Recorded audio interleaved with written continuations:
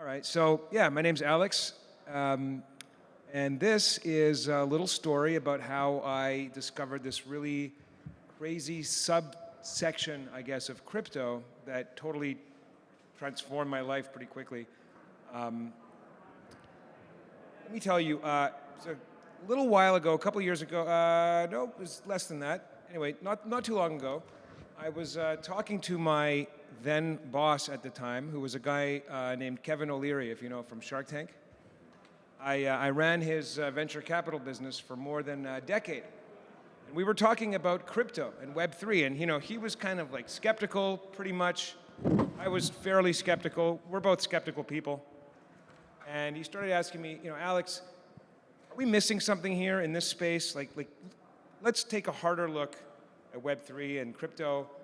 But for me to get confident here, I need to see some piece of the economy, of the real economy, not the financial economy, not virtual things, the economy that you can touch and feel, where Web3 is going to clearly, unambiguously make things 10x cheaper, 10x faster, 10x better.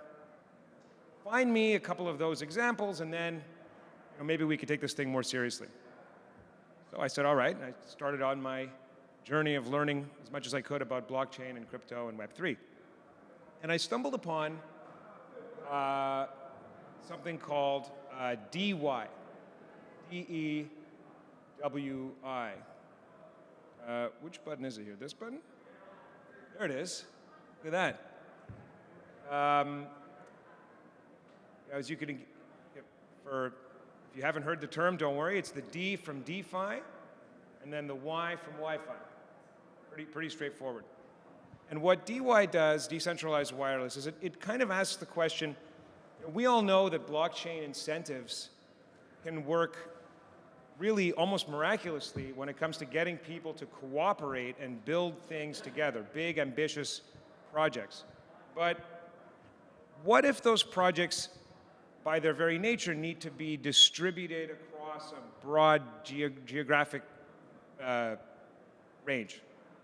Right? So, the opposite of that would be Bitcoin, right? You just buy more ASICs and you just put them all in the same room beside, a power plant, and just keep adding and adding and adding, right? So those types of projects, we know that those work. But what if something that you're building needs to be kind of everywhere?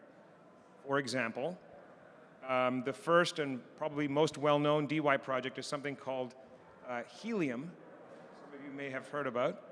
What the guys at Helium did, let's see if this plays, yes. They divided the world into hexagons on a map, and they said, how many people can we get to put wireless radios on their balconies or on their rooftop to create a big wireless network that we can all share? And it took less than 2 years for Helium to become the world's biggest wireless network, with almost 900,000 hotspots deployed in every country on Earth, certainly every big city on Earth.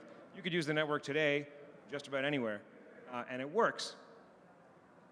But that's just the beginning. Helium is one very cool project. My company, Hexagon, looks at lots of different ones, and we're trying to get a broad exposure to this big, exciting space. I want to tell you about 3 projects in particular that I think are good examples of DeWi that that we're very excited about, and that you can give you kind of a taste of what types of problems people are working on in the real world using Web3. So Helium, the one I already mentioned, that's their logo's in the middle here. They created a global wireless network for what you might call IoT type devices, which is an annoying term because it's not, people don't agree on what it means, but really low power devices that have really long batteries and that just do one thing, sensors, for example. So if you have some little gadget that takes very little power and very little bandwidth, you should probably put it on Helium instead of your Wi-Fi because it's better in a bunch of ways. Another project that I'm very excited about is called Pollen. Pollen, their logo is on the left here. The Pollen project is similar to Helium in some ways, in that it involves wireless radios around the world, but it's the same type of radios that power your cell phone, so using LTE, 5G, etc. So the question is, what happens when you take those ideas and put them on blockchain? Well, if your SIM card is an NFT, for example, which is how it is with pollen, what happens when the only thing that the cell phone company, it's not even a company, the cell phone provider knows about you is your NFT or your wallet address, not your actual identity. It's a whole different way of looking at privacy, right, and engagement.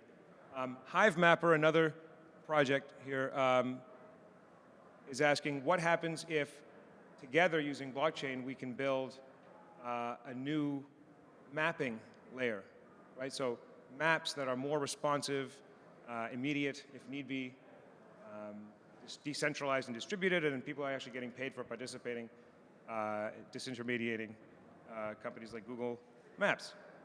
This is kind of a rough idea of some of the things that are happening. There are dozens and dozens of really exciting and cool projects in DY. I just wanted to give you a taste. And I want to also talk a little bit about what we think is coming next in this space, because it's really quite big and underappreciated within crypto. So, what DY really is about is it's asking a few fundamental questions about what happens when blockchain and the real world intersect. So, one question is, if you have things in the real world objects, like a wireless radio, for example, but certainly not limited to that, that are now producing real revenue thanks to blockchain. Well, what does that do for those types of objects? Well, we think it means that more objects are going to come into the blockchain in that way much more quickly. Another question is, what happens when those same objects that are now producing revenue, if you then overlay, a smart contract ethos on top of that? And to give you an idea of what I mean, well, if you have, let's say, just a wireless radio, as I was saying before, it's earning money for you because people are using it and it's on blockchain. Well, that asset can be financialized in ways that we think can lead to a total rethinking of concepts like property and sharing, right? And leverage and how to finance really big, ambitious infrastructure projects in the real world. And the last thing I like to think about is, how can we accelerate this movement? How can we make it even more fun and even more easy for people to do really exciting things in the real world using the incentives of blockchain? And I think DY is a really, really great place to start and to do that. You can just kind of look around and think about all the different things you could sort of, this is what it's done to me. I've sort of gone a bit nuts. You sort of look around and think, what can be sort of blockchainified? And it really, possibilities are really quite enormous.